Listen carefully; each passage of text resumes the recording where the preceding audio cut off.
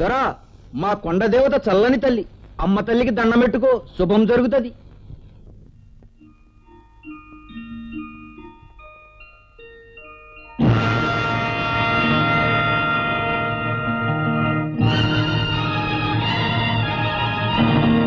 తాత దొరా ఆ దేవత మెడలో మెరుస్తున్న హారం మీకెలా వచ్చింది? తాత మీ కొండ దేవతకి దండం పెడితే శుభం జరుగుతుందన్నా. నాకు జరగవలసిన శుభం ఈ నిజం తెలియటమే. ఈ హారం ఎన్నో సమస్యలకు సమాధానం. ఈ హారం ఎక్కడి నుంచి వచ్చింది? ఎవరిచ్చారు? చెప్పు తాత, నిజం చెప్పు. ఎవరికీ చెప్పనని ఆనసేశాను దొరా. నీ కళ్ళల్లోకి చూస్తా అబద్ధం చెప్పలేకపోతున్నాను. జరిగింది చెప్తాను రా దొరా. అది 20 ఏళ్ల నాటి మాట దొరా. ఓ రోజు ఓ అమ్మ పులి తరుముతున్న లేడికొనలా వణికిపోతూ పరిగెత్తుకొస్తున్నది. నే ఎదురెళ్ళినా ఆ అమ్మ ఆ హారాన్ని నా చేతిలో ఉంచి మా అమ్మ తల్లి మెడలో వెయ్యమని తనొచ్చి అడిగే వరకు ఎవ్వరికి ఇవ్వద్దని చెబుతూ పరిగెత్తిపోనాది. చూడు దొరా, ఆ అమ్మే ఈ అమ్మ.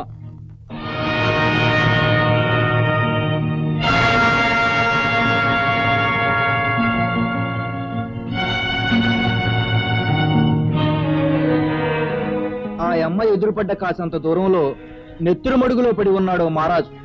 ఈ ఆటకొచ్చినట్టున్నాడు బిడ్డ. ఎవరో తోటాతో కాల్చి చంపి పారిపోయారు దొర. ఎవరు తాత ఆయన? ఎలా ఉంటాడు చెప్పు.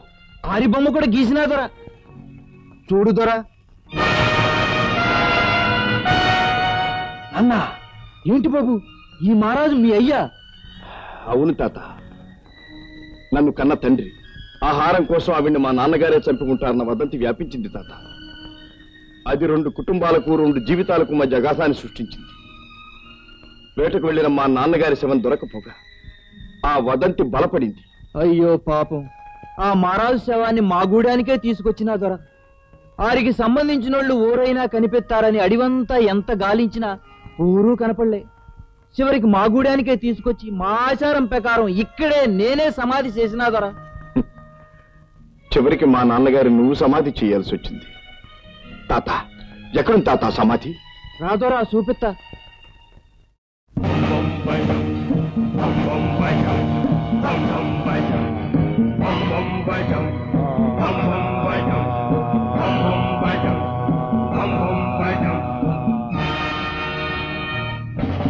చూడు దొరా చూడు, ఈడే మీ అయ్య నిద్రవుతుండడు.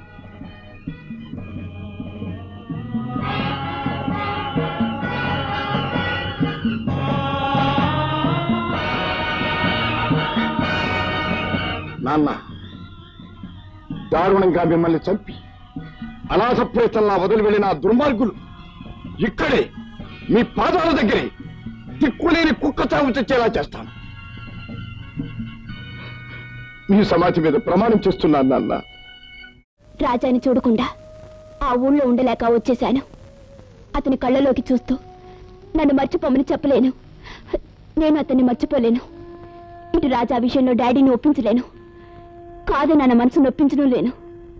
ఆ మనక్షోభను తట్టుకోలేక రాజా నుంచి దూరం కావాలని ఇంత దూరం వచ్చేశాను. జరిగిందంతా రాజా నాతో చెప్పాడమ్మా.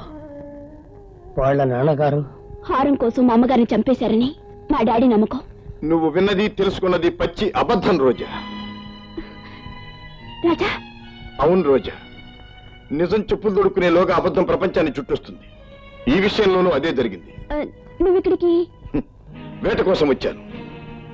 జంతువుల్ని వేటాడటానికి కాదు, మనుషుల్లో ఉన్న క్రూర మృగాలను వేటాడటం కోసం వచ్చాను. నిష్కారణంగా మా నాన్నగారి మీద మోపబడ్డ అపవాదును తుడిచివేసేటంత వరకు, ఆ ద్రోహానికి కారకులైన ద్రోహ ఆట కట్టించేటంత వరకు ఈ వేట అంతం కాదు. ఈ వేటగాడికి విషయం తెలియదు. మా నాన్నగారు మీకు అన్యాయం చేశారన్న మీ నాన్నగారి నమ్మకాన్ని దెబ్బకొట్టే నిజం ఈ రోజు సాక్ష్యాలతో సహా నాకు దొరికింది. నీ కళ్ళతో నువ్వే చూద్దు కాని పద. కమాన్. ఏడుకొండవాడా, రోజా రాజా ఇద్దరిని చెయ్యి. ఈ జరిగిన కథ రోజా. ఎవరో దుర్మార్గులు వజ్రం కోసం మీ అమ్మగారిని వెంటాడుతూ ఉంటే అడ్డుపడ్డ మా నాన్నగారిని దారుణంగా కాల్చి చంపి ఉంటారు.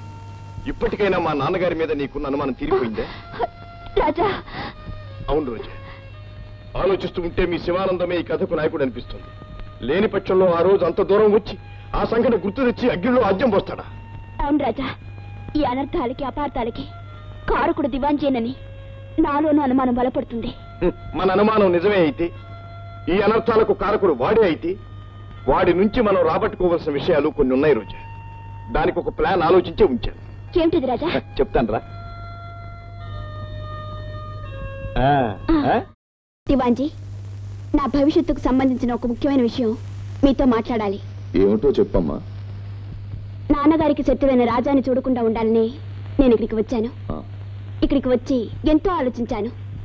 రాజాని చేసుకుని నాన్నగారిని బాధ పెట్టడం కంటే హరిని చేసుకుని నాన్నగారిని సంతోషపెట్టడం కన్న కూతురుగా నా బాధ్యతని నిర్ణయించుకున్నాను. చాలా సంతోషమమ్మా. ఆలస్యం చేసినా చాలా తెలివైన నిర్ణయం తీసుకున్నావు. ఓహో, త్వరలోనే మా పెళ్లికి ముహూర్తం పెట్టించండి. ఆలస్యం చేస్తానా? శుభం. ఇప్పుడు చూడండి. హరి, ఇన్నాళ్లకు పండింది రామన పంట. అదేమిటన్నా ప్రతి సంవత్సరం మన పంట పండుతూనే ఉండగా? అబ్బా, పంట అంటే ఇది మామూలు టీ ఆకుల పంట కాదురా. కొంటె గుంట మన కంట సెంటు కురిపించే పంట. మహాలక్ష్మి మన ఇంట అడుగు పెడతానంటోంది నీ వెంట. రోజా ఉంటానంటోంది రా నీ జంట. కాదా ఇది సిరుల పంట? ఏం మాట రాదే నీ నోటి వెంట శుంఠ? నీ మాట నిజమేనా అంట? అదే నిజమైతే 5 లక్షల ఎకరాల పంట. ఆ పంట పండితే ఉండని ఇంట. నిన్ను వదిలేసి పడి ఉంటారు రోజా వెంట. ఓరెత్తుంటరి, ఆ మాట వినగానే నేను అంత వెగటైపోయాను రా వక్ర బుద్ధి. చూడు, రోజా పెళ్లికి ఒప్పుకున్న ఈ శుభ సందర్భంలో ఒక్క దెబ్బకు 2 పిట్టలు రాలాలి. ఎలాగో నచ్చజెప్పి రోజాను రేపు దెయ్యాల మేడ దగ్గరకు తీసుకురా. మిగతా గ్రంథం నేను నడిపిస్తాను. రోజాకి నచ్చ చెప్పి దెయ్యాల మేడకు తీసుకురావాలి, అంతేగా? నాకు వదిలే.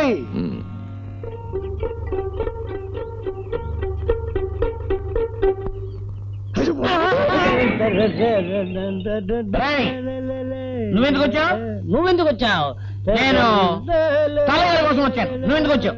నేను పిల్లగాలి కోసం వచ్చాను. అబద్ధం ఆడ వాయించే సాయి. ఇది నా తిల్లు ఇల్లు. నువ్వు తిల్లు కోసం వచ్చావు. తిల్లు నాకు కాబోయే భార్య. తిల్లు మిసెస్ కందస్వామి అప్పం కాబోతుంది. ముందు కొట్ట. తిల్లు నాకు కాబోయే భార్య. అసలైన మగడు నేను చూడబుడు. ఎవరైనా వచ్చి వీడిని కాపాడండి. ఏంటిది? మీరిద్దరూ ఇట్ట పోటాడుకోకండి అబ్బా. మా అన్న చిన్నాడంటే మీ ఇద్దరిలో ఎవరో ఒకరిని పడిచేస్తాడు. అయ్యా, మా అన్న పేరు చెప్పగానే ఇట్టయిపోయారేందబ్బా?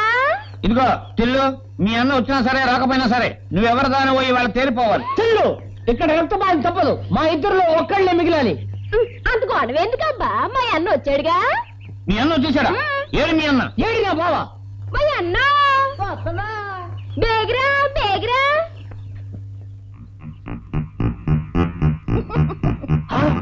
గుడుగా చిల్లు అనగారివా? అయితే నాకే లాభం.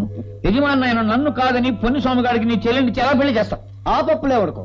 మీకు కాబోయే బావగారిని నన్ను బాగా మర్యాద చేసుకోండి, దండం పెట్టుకోండి. నన్ను బాగా ఎవరైతే బతిమాలుతారో వాడే నా బావ. గొడుగు గారు, మీ చెల్లెలు నాకు ఇచ్చి వివాహం చేయమని మిమ్మల్ని కోరి ప్రార్థిస్తూ మనం చేసుకుని విన్నవించుకుంటాం. గొడుగు గారు, మీ వంశం వృద్ధి కావాలంటే మీ చెల్లెల్ని నాకే ఇచ్చి పెళ్లి చేయమని సముగొత్తి వణంగి శిరం దాల్తి కేట్టుకున్నదే. భక్తులారా, ప్రేమికులారా, మీకు చిన్న పరీక్ష పెడుతున్నాను. మీలో ఎవరైతే ముందుగా వెళ్ళి మీకు ఇష్టమైన దేవుణ్ణి దండం పెట్టుకుని వస్తారో వాడే నా చెల్లికి మొగుడు. ఏమిటిది? నా ఇష్ట దేవుడివి నువ్వే. నువ్వే నా గొడుగు దేవుడివి. అక్రమం, అన్యాయం. ఉద్రేకపడకు. పొన్నుస్వామి నా బావ. కందస్వామి, నా చెల్లెలకు మొగుడు దొరికాడు. మళ్ళీ గొడుగన్నా అంటే వాయించేస్తా. మీరు లోపలికి వెళ్ళండి అమ్మా. మీరు ఖాళీ బుద్ధి చెప్పండి. ఓ మిస్టర్ కంద, టేక్ యువర్ అంబ్రెల్లా. 3 రోజుల తర్వాత అప్పరా నా గొడుగా. సిగ్గు లేకుండా